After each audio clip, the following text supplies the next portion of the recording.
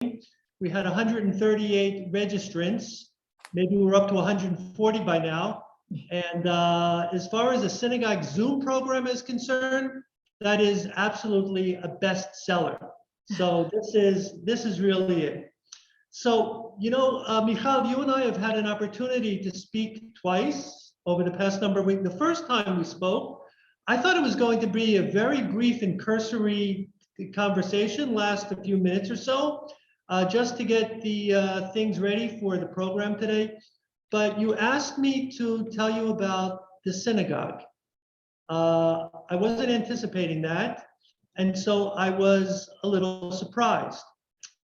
And when I told you that I was surprised, you said you were surprised that I was surprised. Because, we've had some pretty big speakers here over the years, illustrious speakers. We have had Elie Wiesel, Dr. Ruth, Leonard Nimoy, Mitch Albom, Debbie Friedman. Noah was on our stage, on our bima. No one ever asked about Ohev Shalom. I think I told you, the only thing they asked is, where are you located? I would say in Richboro, so they could say when they got on, I'm so happy to be here in Richboro. But you asked about the synagogue, and after I shared with you a little bit about the synagogue, our vital statistics, you said, no, you said, I really want to know about the soul of the synagogue. And Michal, I was really very, very touched that you wanted to know about us. And you often say you like to make it real. And I know that today is going to be really real.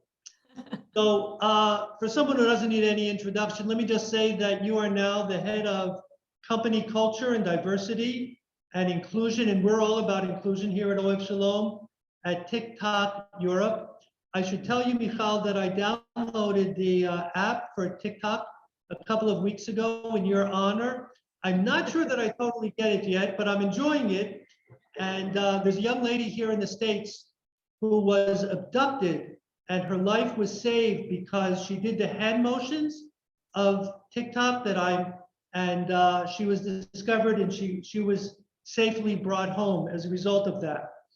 And before that, you were International Leadership and Development Director at Facebook, officer and commander in the IDF, university degrees in psychodynamic and systemic thinking, and then in sociology, anthropology. Wife, we were with your husband Yair a few moments ago, and mother of 4 beautiful children.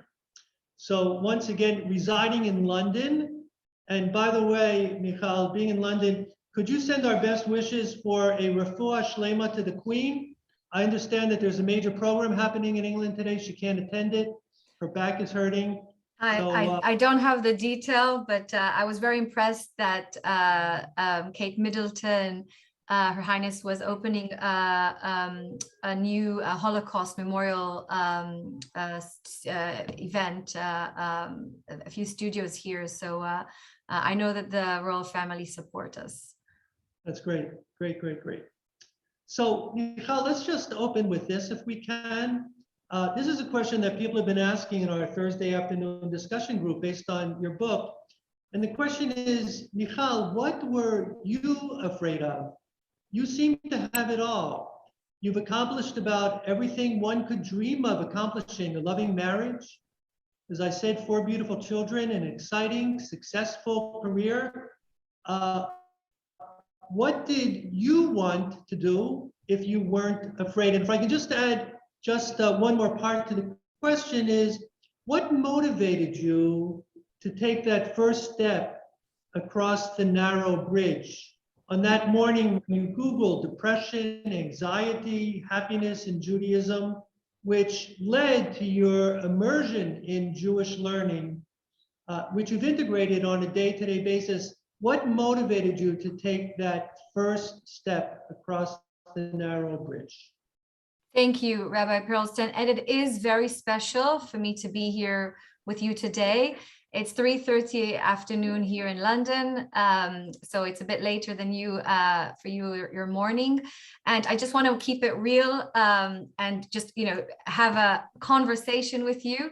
Please let me know if the video is not working well, if there's not good connection, if you can hear my children in the background, anything that could potentially interrupt us.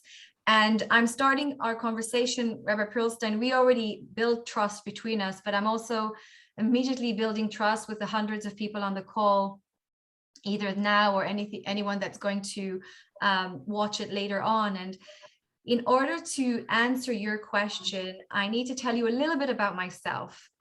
So obviously my accent is not British. I'm from Israel. I'm from Tel Aviv originally. As you said, I served in the military, but before that I also lived in Tel Aviv, I guess half of my life. And I'm a granddaughter to Holocaust survivors, and my grandparents actually helped raise me when I was very young. We lived just door by door next to them. And I was very much influenced by my grandmother, Hannah Kaisman, who was, both of them were survivors, but she survived in a quite unique way when she jumped off the train, which was on the way to Auschwitz. She felt, like many others, that something very bad was going to happen, but she either find the courage or a combination of courage and luck, she managed to jump off. But she was going through hell from before that moment and also after. And when they arrived to Israel, they were very much post-traumatized. And I heard Shoah, Holocaust stories from a very young age. She told me in detail what happened there, what happened to her, what happened to her family, which apart from one brother, they were all murdered. And that was my DNA. My DNA was to expect the worst to happen. And that very much affected me. But I didn't tell anyone, because anyone that is second or third generation Holocaust knows that we want to please. We want to make our parents happy. We want to make it all worth something. So even though I was dreaming of Nazis coming and taking me from my bed and expecting the worst to happen every single moment of the day, I smiled and I persevered and I did all those things that you mentioned on my CV and on my LinkedIn. But inside, I was really suffering.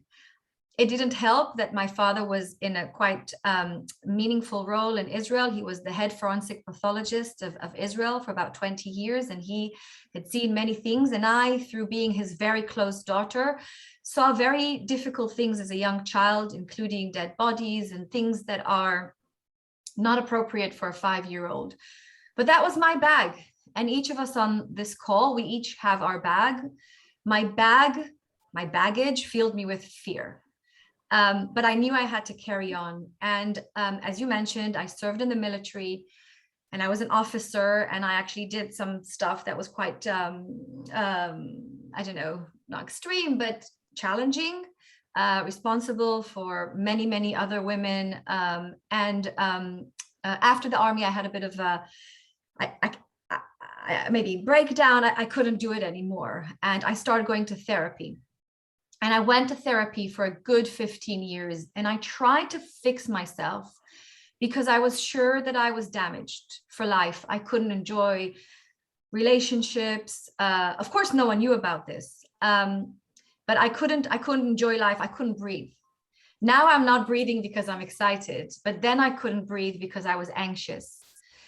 And the only ways I thought that could help me get better were actually medication and therapy. I had no idea that there is something for me in actually part of my identity of being Jewish. I grew up in Tel Aviv, but I didn't really engage with Judaism that much, apart from the fact that when you grow up in Israel, and maybe secular parts of Israel, Judaism is in the air, right? On Yom Kippur, on the Day of Atonement, there's no cars. There's no activities really on Shabbat from school. So, you experience Judaism through, I guess, physically, but definitely not spiritually.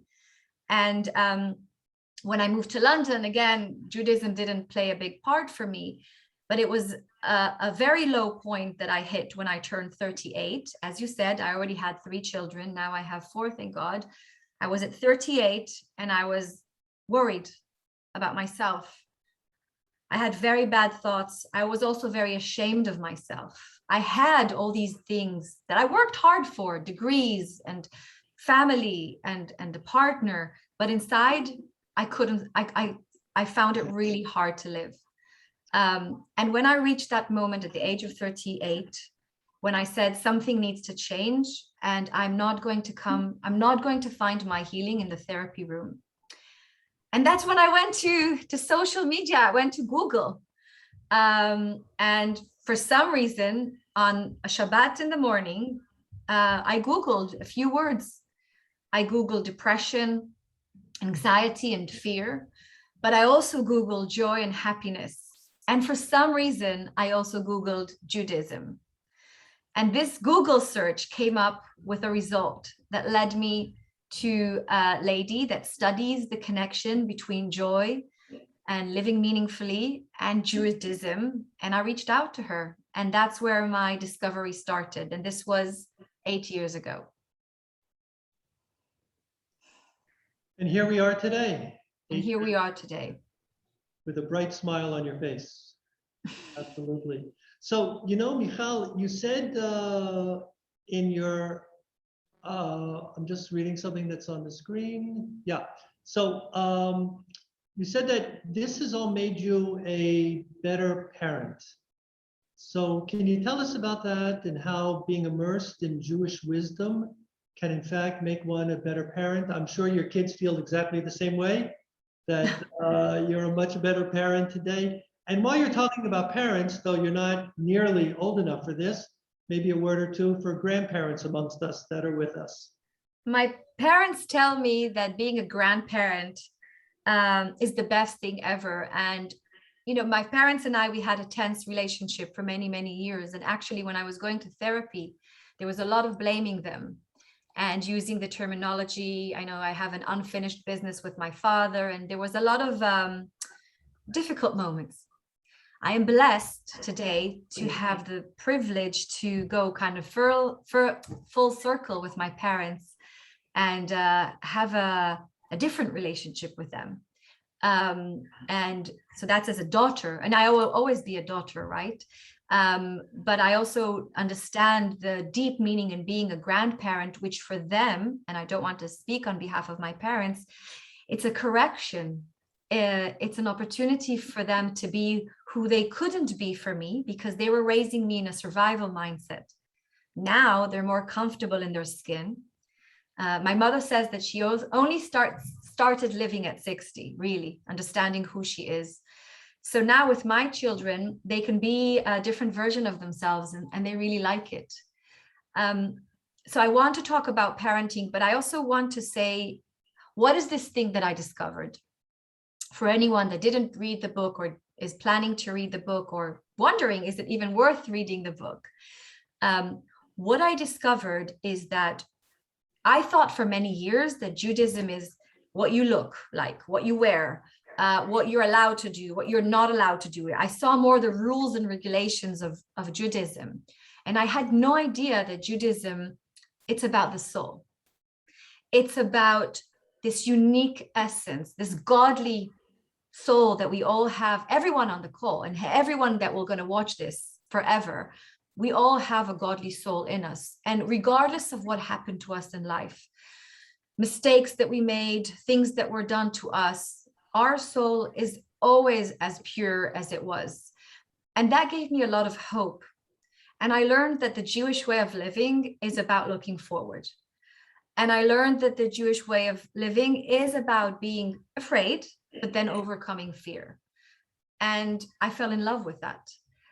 And connected to parenting, when I studied, one of my second degrees is in psychotherapy, and I studied actually a lot about babies, and I learned there through the lectures connected to Freud and Melanie Klein, etc., like the big fathers and mothers of psychoanalytic thinking, was that I learned that the child is born a clean slate, a tabula rasa, like, like a white canvas, and therefore anything that this child becomes to be is all about, it's all my responsibility, or my partner's, or whoever's very close to the child. They're born neutral. And as a young mother, as a first-time mother, that made me feel very, very anxious. This huge responsibility about this baby that I'm now holding with me. I'm fully responsible of whoever they turn to be. And what I learned from Judaism, and this is advice that King Solomon gave thousands of years ago. He probably gave the first piece of advice on parenting ever. What he teaches us is that as parents, and I'm not saying that this is easy, we should raise our children by their soul, which means that a child has a soul. They are already on a journey. They have a path to go on, and it's their unique path. And sometimes it's not going to be the path that we would want for them, or maybe not one that we would choose for them, or maybe one that doesn't make us fully happy. But they're coming here with a soul, with a neshama in Hebrew, and our role is to help them navigate and get rid of obstacles and support. And I found that truly inspirational. As I said, not always easy, but it's a different way to look at parenting and grandparenting, I assume. So I love the Jewish narrative of raising children by their soul. So a parent has a responsibility, but isn't totally responsible, and has to respect who that child really is in the depths of their being. That children aren't born to become clones of us. That's no, fortunately or unfortunately, right? Depending who, not. And you know how they say that the eyes are the window to the soul, you know, and be curious about who your child is, and really try to be less judgmental. And as I said, like you said, you think that my children are happier with me. We'll need to ask them, and who knows what they're going to complain about me for sure, and they already do, I'm sure. But at least trying to understand, yes, what my child's soul is, and that each of my children have a different soul. And you know how sometimes they say to parents, how are they so different to each other? Same parents, grew up in the same home. Of course they're different. They're different souls. You know, they're coming from different places. They're going through different ways. And I remember it really helped me understand how comparing children is definitely something I was guilty of doing, and it doesn't help anyone. So, you know, it's so interesting, Michal, when we have kids who find a different course in life than our own course, or what we might have wanted to chart for them, then we say, where did I go wrong? And we do something very Jewish. We feel a great deal of guilt. Yeah. Where did I go wrong? But you're taking a very different approach to this, that child has somehow woven within their very being their own course. And we can transmit our values to them, but we can't expect them to be just following the path that we have and we might have wanted them to. Yeah, and I don't think it's easy. And I have a couple of very close friends where their children went on a certain path, very different to how they were raised. And what I'm learning from my friends, and I with admiration, is that they're staying close, that they're practicing acceptance, they're practicing curiosity, right? And the beautiful thing about life, and as a very anxious person historically, I know that it's, you know, easier said than done. Life is it's long. It's a journey. And I guess people go on journeys and children go on journeys. And I'm now 46. And only now in the last 2 years, I feel that my parents and I are in a beautiful place. So you know, we don't want tests as parents or as humans, but what the Jewish wisdom, this is not me saying it, Rabbi Perlstein, the Jewish wisdom is telling us that as parents, we need to let go. That as parents, we need to give values and structure of life, but we cannot expect our children to be copy-paste of ourselves. And we also learn, and I've learned this in the last parasha, about letting our children actually go on their journey. I always find it fascinating that, you know, I need to now let my daughter go her way. She wants to make Aliyah. And I was like, you're going to leave me? Of course she's not going to leave me. She's going on her journey. It's selfish to say that she's leaving me. So yeah, it's a lot of hard work. So, you know, Michal, since you mentioned the parasha, I can't help but think, as I'm looking at next week's Torah portion, when Jacob comes back to meet his brother Esau again, that you write about the broken heart, and the growth happens within the spaces of the broken heart. I think that's the story of Jacob also. He's a guy who keeps running away, but Yes. only after he wrestles with the angel and he's wounded, he's now wounded. He's got his own broken heart that he can then approach his brother Esau again and try to have some kind of reconciliation between the two. So the wisdom of the Torah and your wisdom are really going hand in hand in a very beautiful way. And that's why I love it.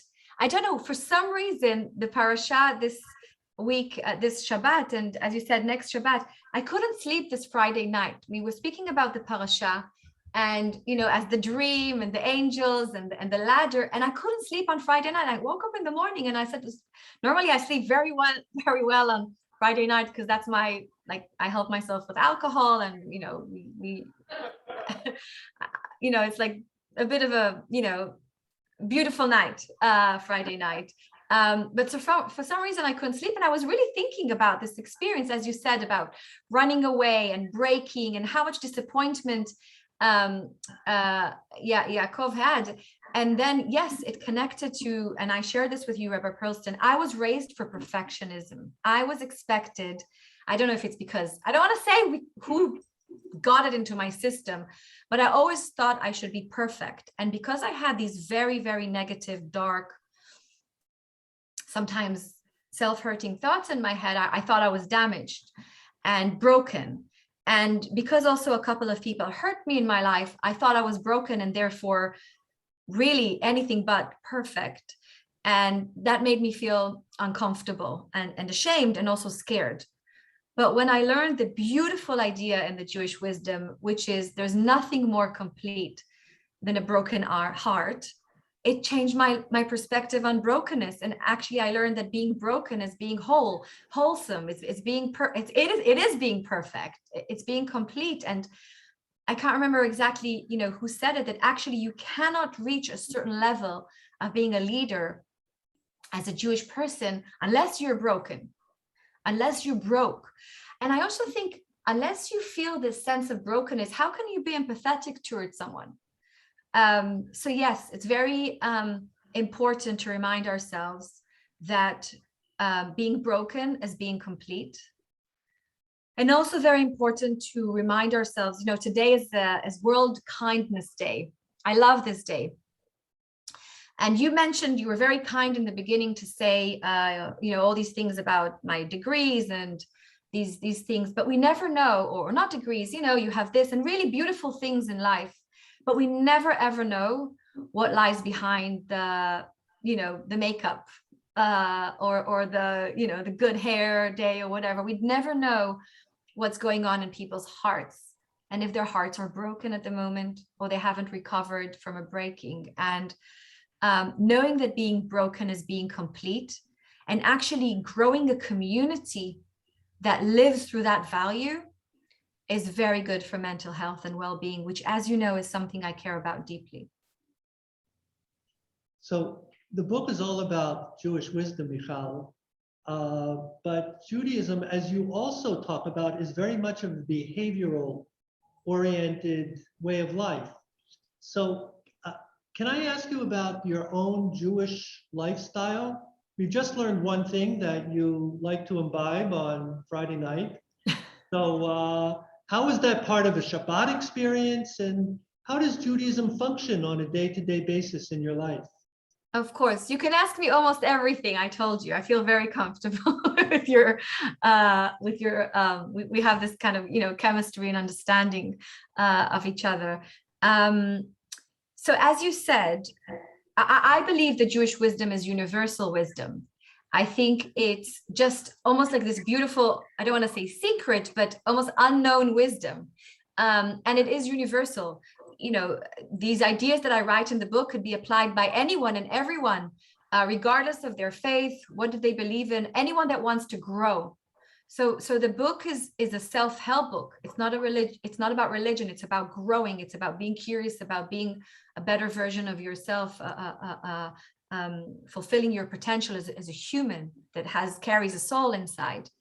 But yes, it's also about the Jewish wisdom, and I am born Jewish.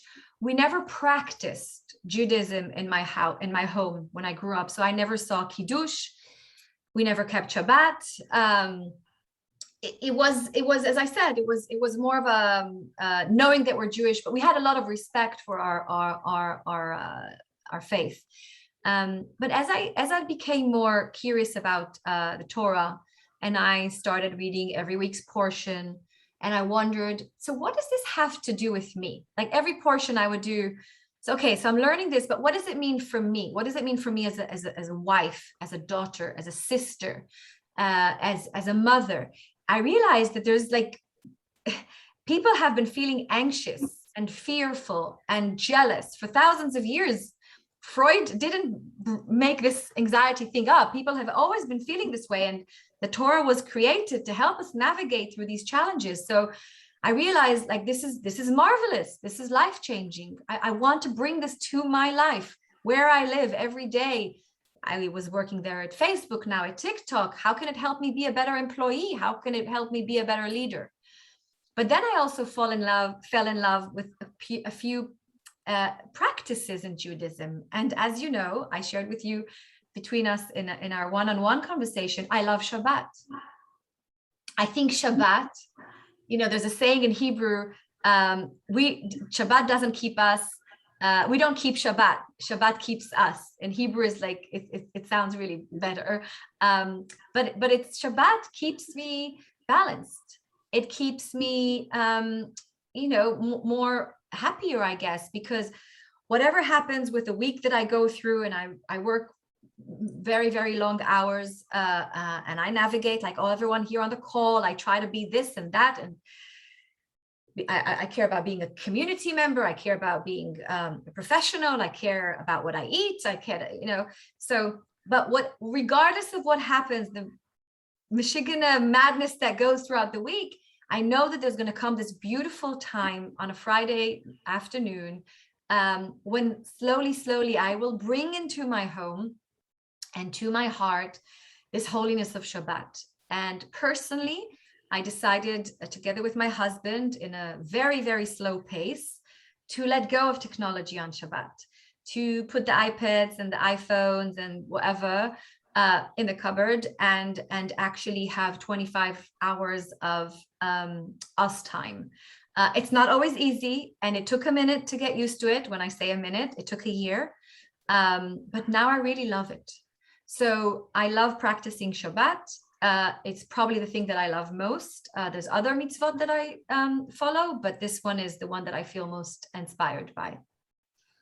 So Michal, you mentioned earlier that today is International Kindness Day, and we're talking about Shabbat. One of the things that really touched me in your book is that you sit around the Shabbos table and you all offer these compliments to each other. What could be more kind than to compliment each other? Can you just share a little bit about how that goes and how you make it work?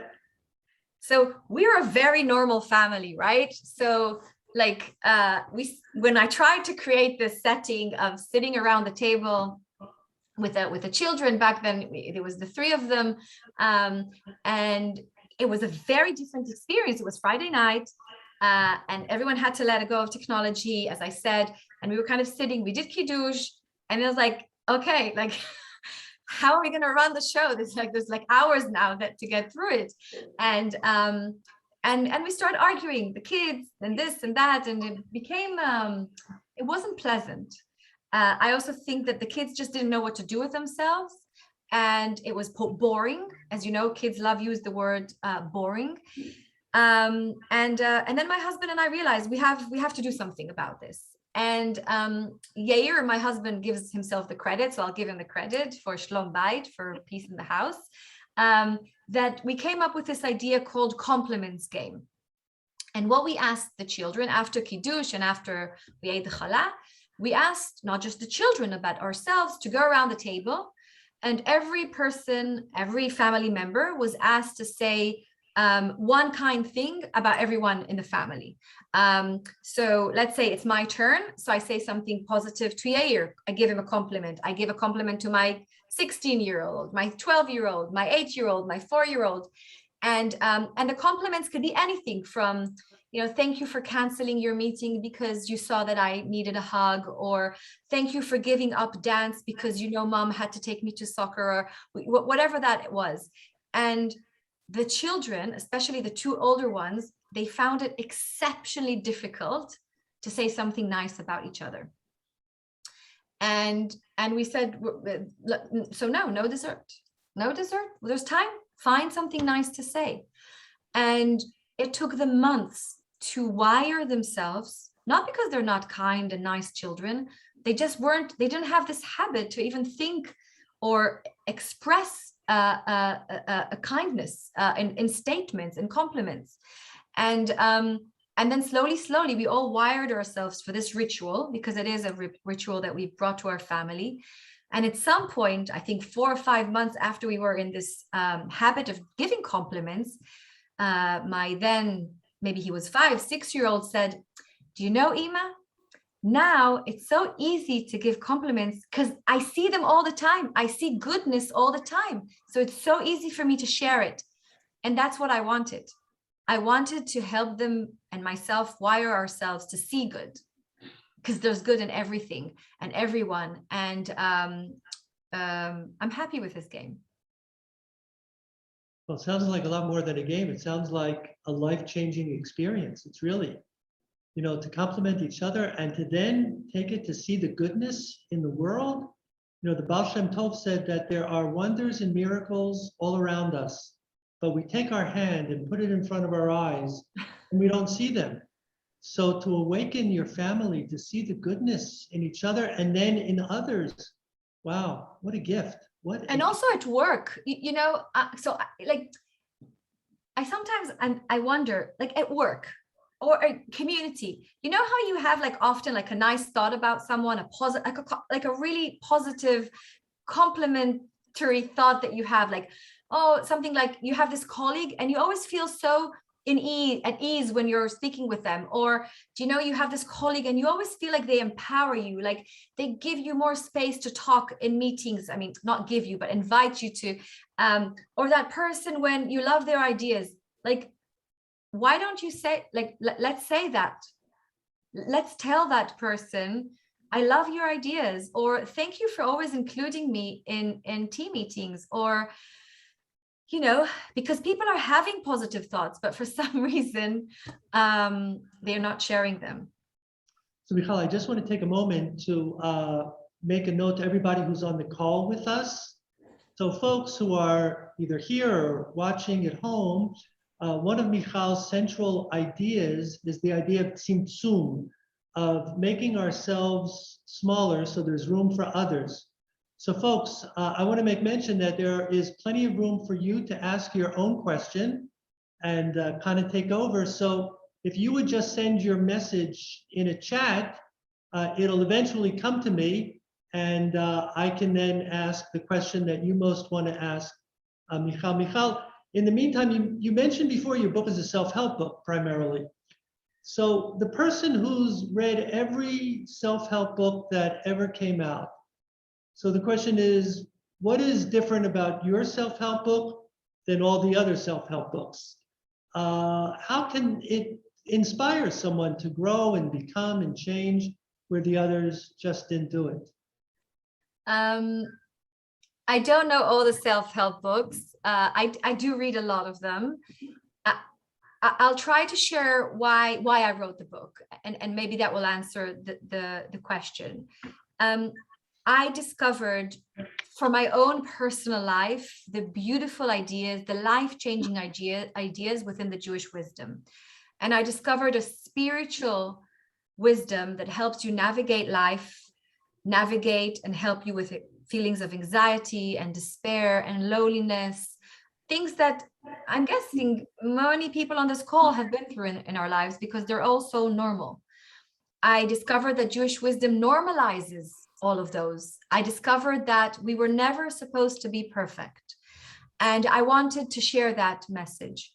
I also wanted to write a book from my personal voice as a woman of faith now, as someone that is not completely, I mean, I don't want to go into the spectrum of, froom or reform, but like this is my own hair, I wear jeans, I live a certain life. I don't look different today in many ways to how I looked before I discovered the wisdom, but I learned about myself life-changing lessons that you can learn at 50, at 60, at 70, 80 years old. And that's the essence of this book, is to really share how Judaism is about self-help.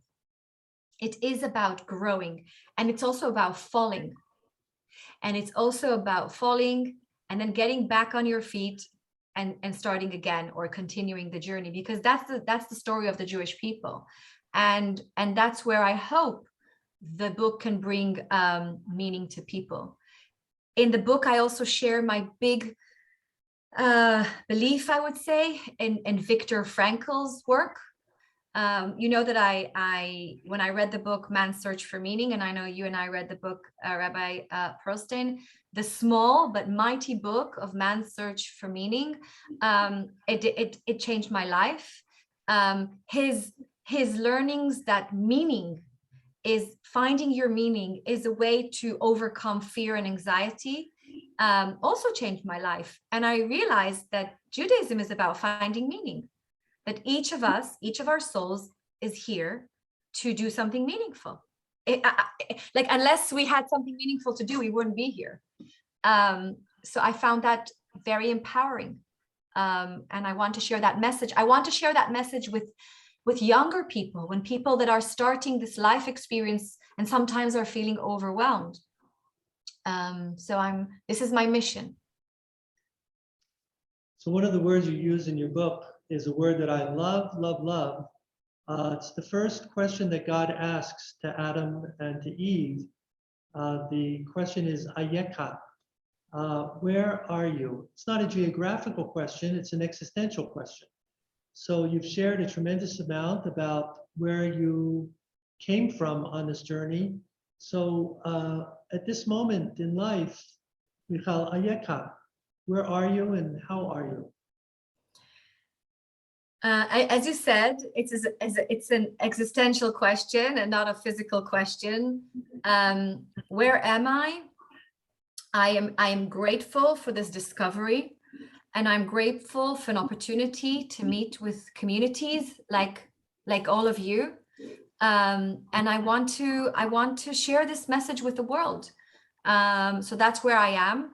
I'm also at a place when I know that I have work to do on myself. I have to find a way to balance things at home. I want to find a way to forgive myself when I get it wrong with my family. I want to live fully. I want to maximize life and do something meaningful. And by the way, sometimes when people say do something meaningful, or use the purpose word, people think, oh, purpose is that executive CEO that's like standing on a stage and they're doing they have their big business, or whatever. Like, I actually feel, and the way I look at purpose is something that's dynamic. 10 years ago or 15 years ago, my purpose was to become a first-time mom, and then different children, my children were born one after the other, and I found that really purposeful. Today, what's purposeful for me is, being a community member, being a wife, a mother, but also birthing this book, which is my fifth baby. And please God, 5 years from now, I'll have a different purpose. And purpose can be doing something meaningful for someone else. And purpose could be trying something and failing. But it means that we are curious to connect with our souls and to try to understand who we are rather than who someone else wants us to be. I find that really purposeful to understand who we are and what we're here to do. So you talk a lot about vulnerability, Michal, and I should tell you that in our Thursday afternoon discussion group that's based on your book, it's amazing, I think, to all of us that from week to week, how much more vulnerable we become in telling our stories to each other. So I think it takes a great deal of courage to write a book, including all of your less than perfect aspects of yourself, and to share that with us. It takes courage. But it seems to me, but you know, you're not going to meet us in shul, and we're probably not going to be sitting around the Shabbos table together. We're not going to bump into each other on the street. So there's a certain distance between, you know, London and Bucks County, Pennsylvania. But I'm interested in the sharing, the vulnerability that now people, your family, your friends, your neighbors, and your high-powered executives in the corporate world, they now know all this about you.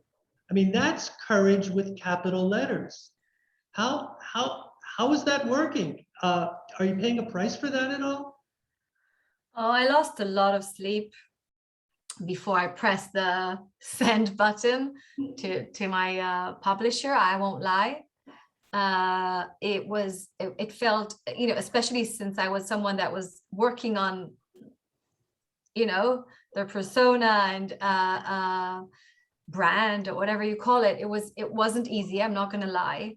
I asked for, I guess, permission or okay from my husband and from my children, because I'm writing about my mental health and all of their friends are at school, as you said, are going to be able to read about this.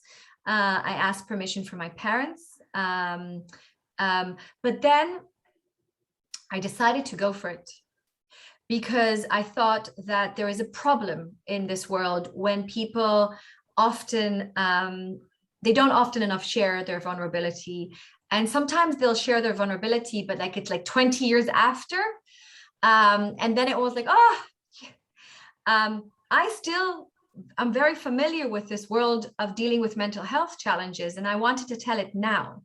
And actually, I wanted my children to know that it's normal to have, I always say to my children, whatever dark, scary thought that you have in your head, it's a normal thought. Tell me your thought. I'll deal with it. I'll help you. And that's what I didn't have as a child. I dealt with all of those horrible thoughts in my own head. And I suffered so badly. And I was at risk at some point. So I decided to take upon myself feeling sometimes uncomfortable for the benefit of anyone feeling stronger and better about themselves through the book. I met with about 250 girls a few weeks ago at one of the biggest girls' Jewish schools in London. And I think initially they wanted to listen to me because I'm TikTok, and that was interesting. But I really hope that what they took from that meeting is that they're on a journey and they don't have to rush to get anywhere, and to trust their parents and their carers or someone that's really close to them, and to love themselves and to love their own skin. And I told you this, Rabbi Perlstein, even though I didn't bring this into the book, because that was one thing I decided not to share and be vulnerable about, that at some point when I was so anxious and I was really in my OCD, I became obsessed about how I look. And I became really obsessed about anti-aging treatments. And I got to a stage when I injected so much into my face, I couldn't move the muscles in my face. And I made a joke out of myself. And some people called me like the Joker. And it was horror. I was 38. And just that person that you see and you say, like, why is she doing this to herself? I couldn't help myself. I knew what was going on. I looked in the mirror. I didn't recognize myself, but I couldn't help myself. So I'd rather take this vulnerability than the vulnerability of freezing something of my identity or in myself. So that's the journey I decided to go on.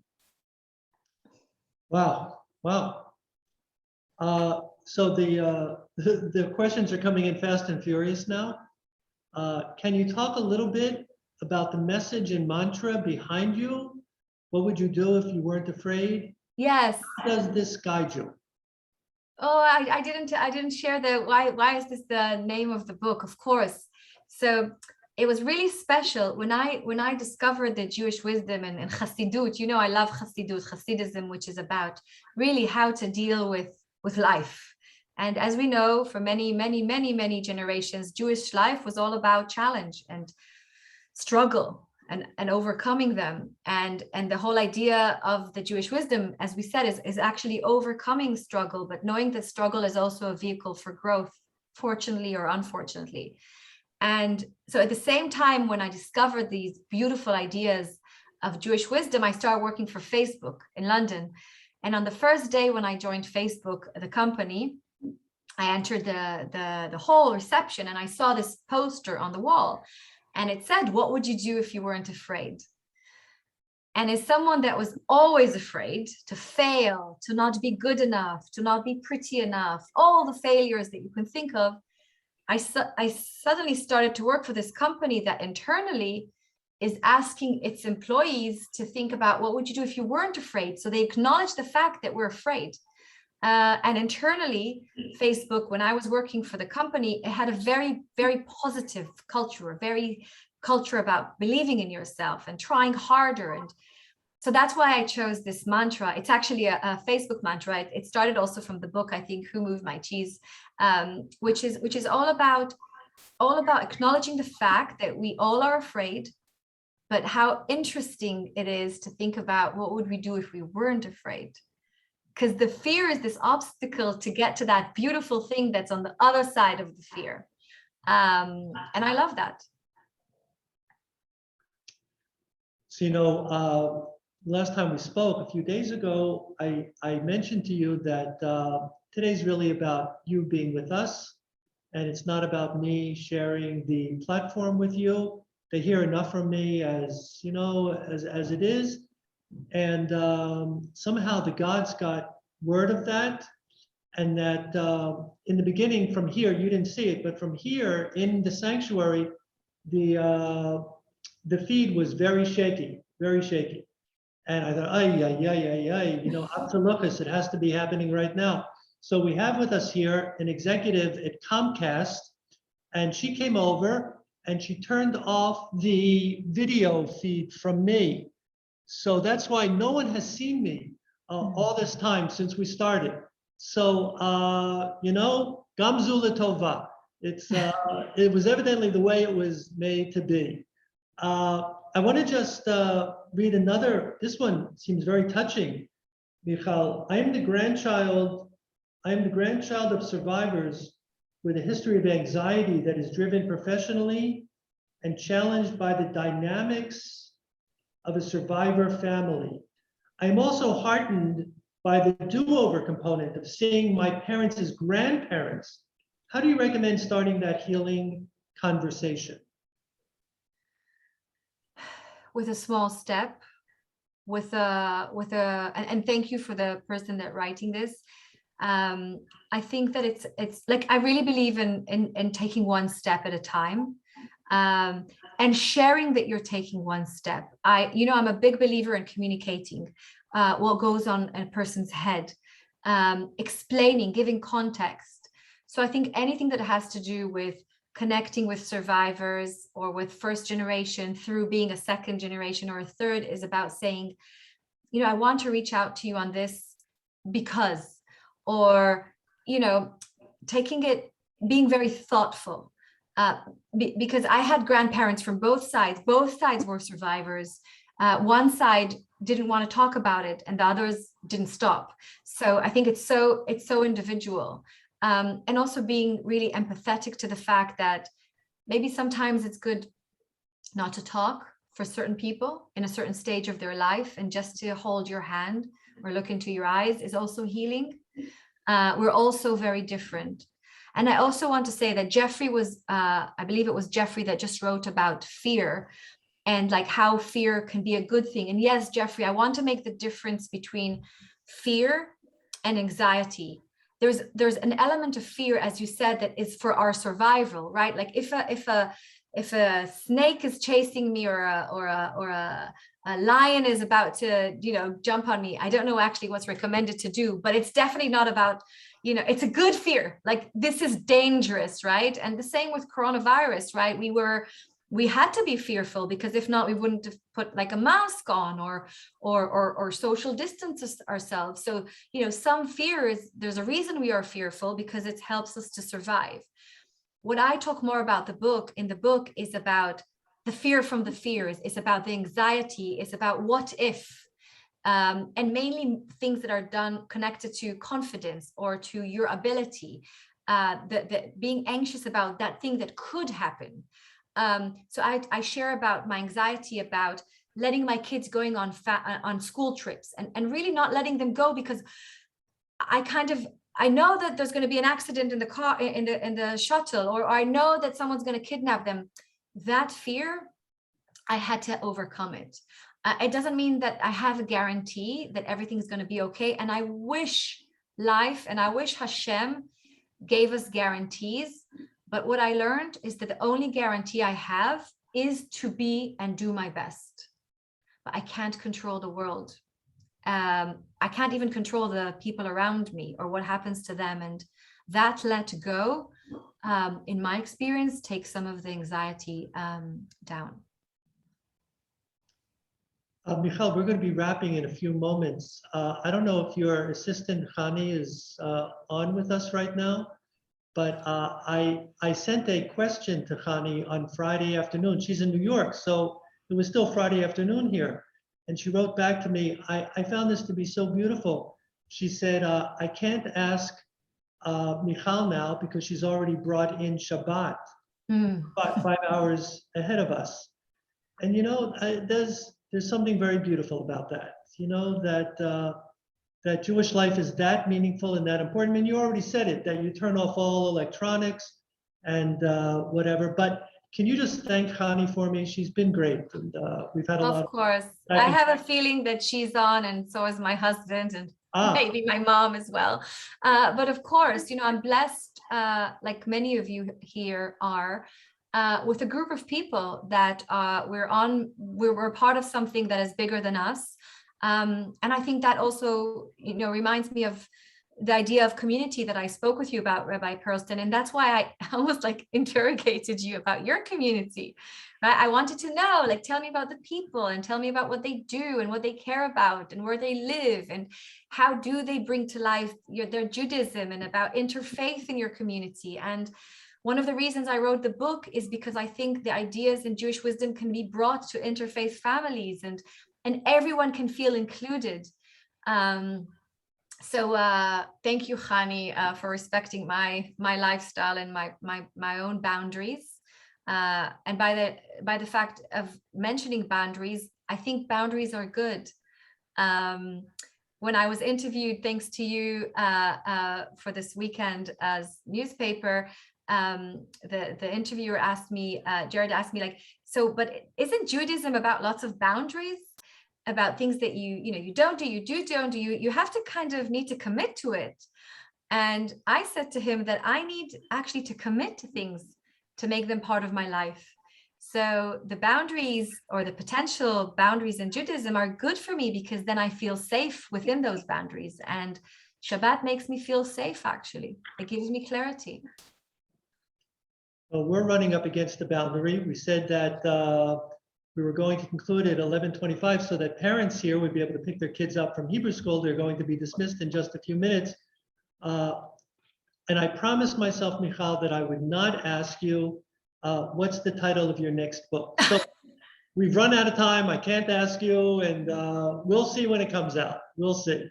Please so, go. Michal, thank you so very much. This has been an extraordinary hour, really.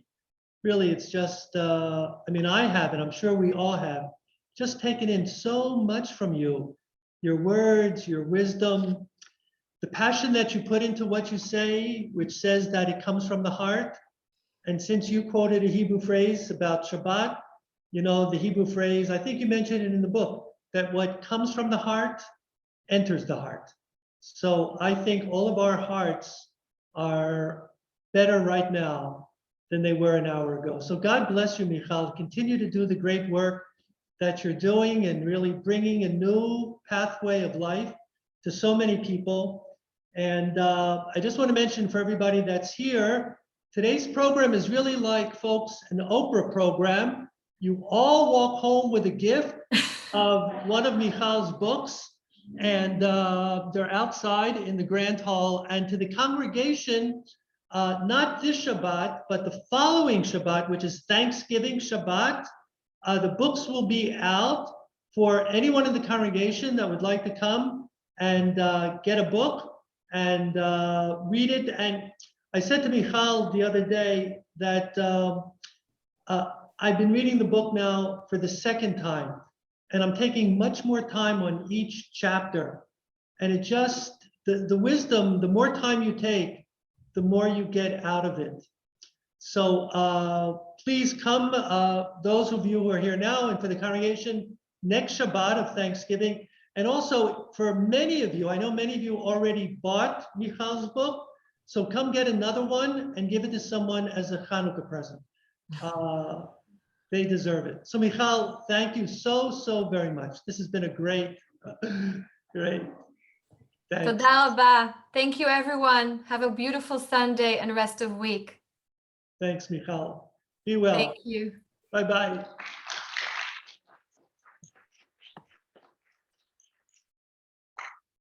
Hillary, thanks to you. And thanks to Barbara. And thank you, Rabbi. For those who are still on, let me make a mention.